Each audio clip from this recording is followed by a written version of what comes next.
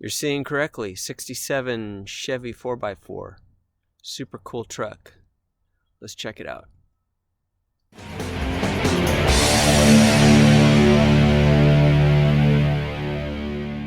Tell us about your truck, Brian. Where'd you get it? I got it out of Hollister, California. I think it originally came from King City, Gonzales. Farm truck.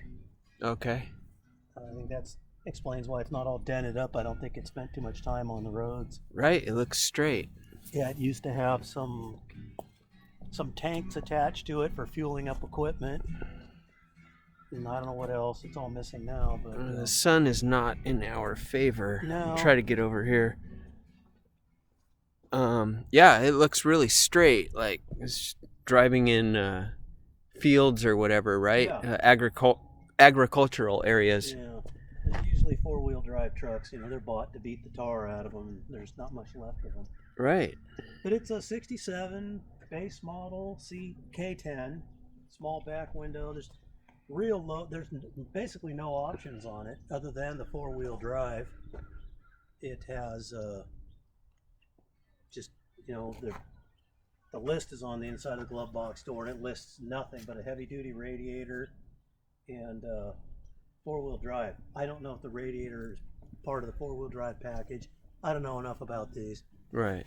It's a 250 6-cylinder Muncie 3-speed with a Rockwell transfer case, 12-bolt rear end, Dana 44 front with marginal drum brakes. Marginal, yeah. Meaning? Don't get them warm; they'll stop working. I see. Yeah, open the hood. Let's check it. It's a tool, sold as a. Certainly isn't. I mean, it's got a heater. I'm glad of that, but otherwise.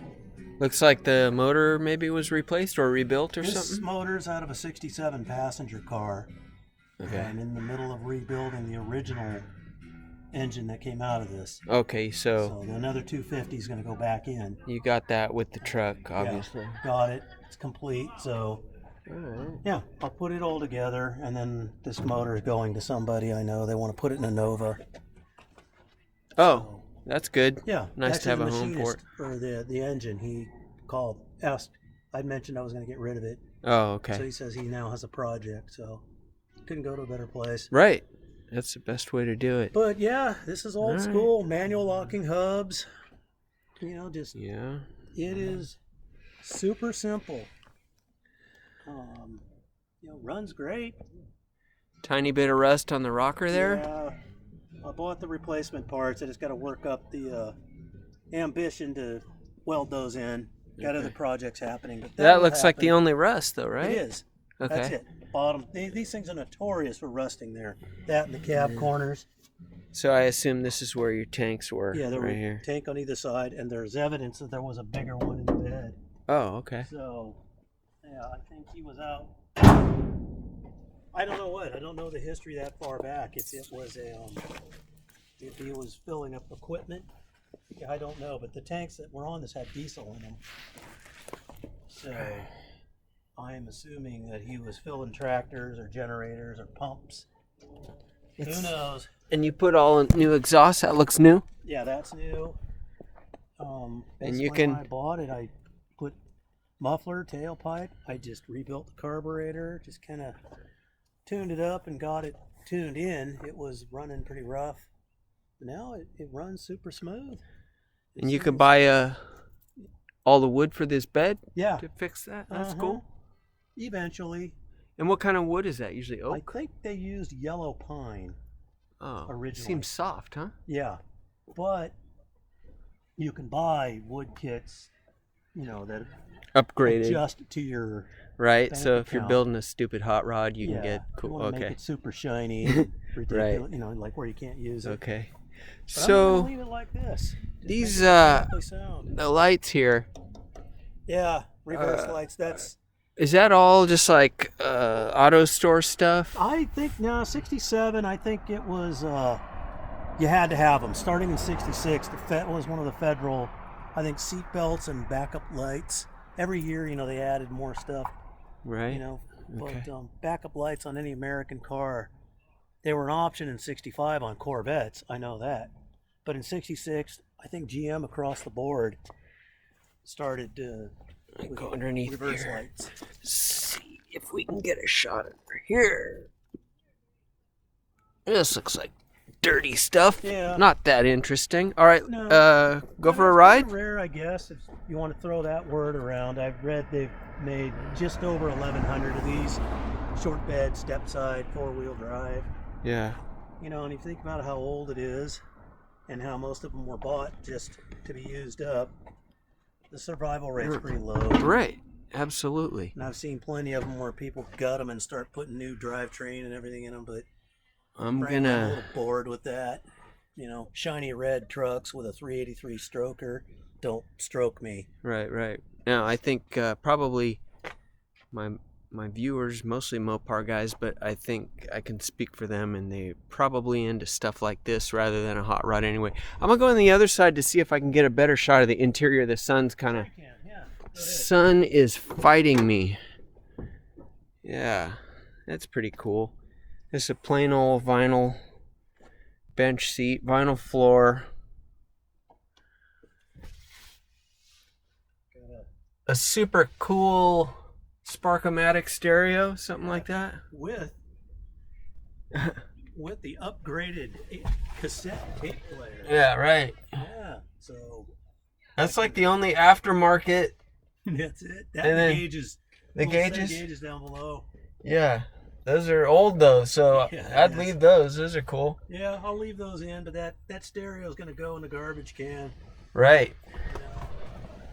And the roof, Yeah, it's just. pretty cool. And from what I understand, this greenish gold paint was standard on. I know Chevy pickups from at least 1955, and I think in this year 68, depending on the trim level. I've seen 68s that have body color in the Here, interior. inside? Yeah, but they're Okay. usually those custom sport Yeah. trucks. I don't know enough about them. Somebody out there does, but I know up until this point they were paint. GM must have got a deal on this paint, and they must have got a Right, just scored it on. Right? yeah. It's just kind of in the Model T sense of thinking. It's like you can have any color you want so long as it's greenish gold in the interior. Yeah. Right. But Let's go for a ride. yep. All right, start it up.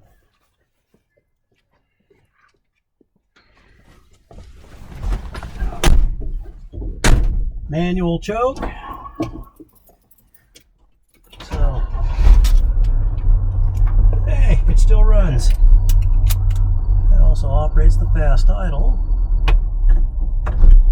Oh, good. Wanted you to see that. You guys that know Chevy 3 in the trees know what I'm about to do. No, you can just hang out there. Oh, okay. It's What is? anybody. Ah, I saw the shifter move. I knew that was going to happen because I had it in reverse. So when you drop it down out of reverse, We've got to document it. yeah, see, that's going to be people like, oh, gotcha. All right. All right. It does. Usually I'm pretty good. I do. How often does that happen? Well, anytime I screw up and I shake it in reverse, but if I roll up and stick it in first, I'm okay.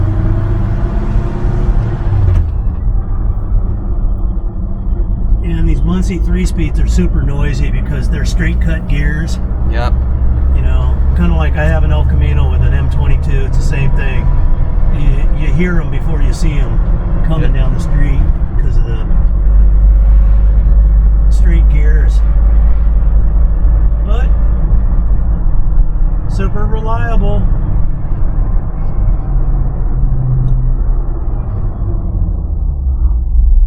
No synchro in first. So I think they don't know when they got rid of this. I think this is called a Muncie 318 transmission. So see,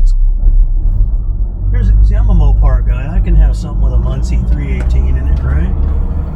But It just means you're a balanced person. Yeah, right. Right? Yeah, they had these transmissions up until I think the early 70s. But the transfer case, I think, only lasted another year. Then they went to one with the chain in it. This is a gear-to-gear transfer case, so it's noisy. I mean, this thing sounds like a military truck going down the street. Yeah, that's cool. Well, you don't know anything about these cars, but you know a lot about these cars. Yeah, that's Trucks, I should say. I just told you everything I know. Spent. And then we get that kind of welcome to California. There you go. There you are. That's all right. Nice. I don't hate her too much. Only while she's driving. Right. She's okay. And when she starts talking politics.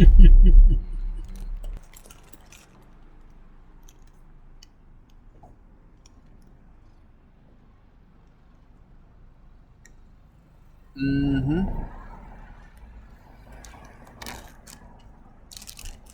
Here we are at the 7-Eleven. Here we are.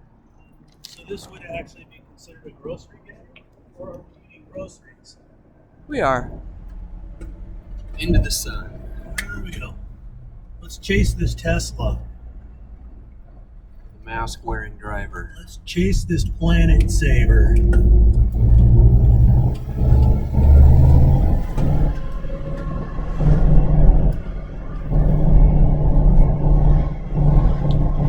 Let's park in front of his house and leave some oil on the street. My zero-emission vehicle. Yeah.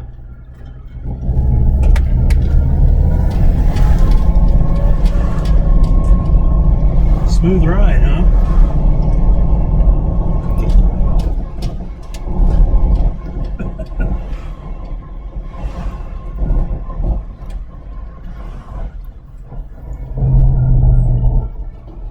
All right. Back from grocery shopping.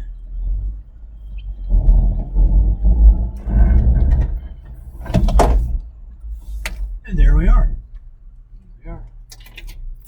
And there's a dart that I'm behind on videos on. Being followed by an Amazon truck. We won't be talking about that. I fucked him up. Oops. He thought I was gonna park here. Well, thanks for showing us your truck. Sure. Super cool.